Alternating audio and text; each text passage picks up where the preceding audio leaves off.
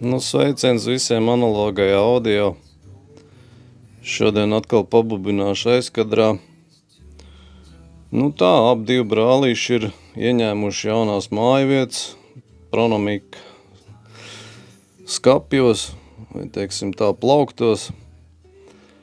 Nu jā, pa kreisi ir 636, pa labi 630 Pro. Nu tad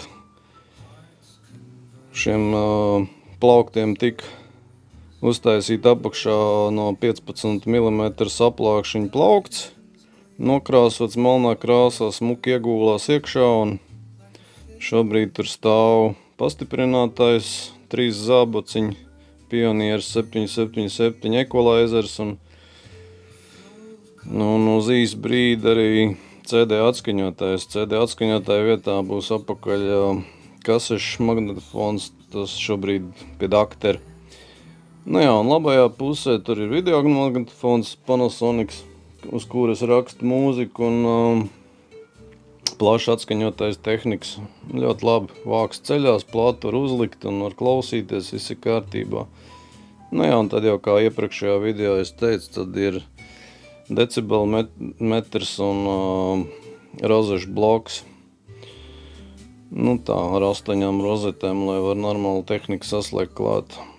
Kreisajā pusē es tādu rozešu bloku uzliku otrā pusē pie plaukta, lai var visu tehniku saspraust klāt un nav nekādi tur vadi nerēgojās un tā tālāk.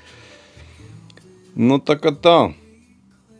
Tā kā ir atkal interjerā izmaiņas, patīkams izmaiņas, un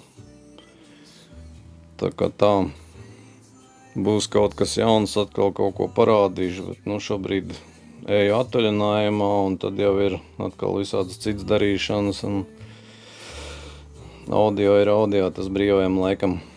Tā kā tā, paldies, draugi, ka skatījāties, un tad jau līdz citai reizītei, lai visiem izdevusies nedēļas nogalu, un visiem čau čau!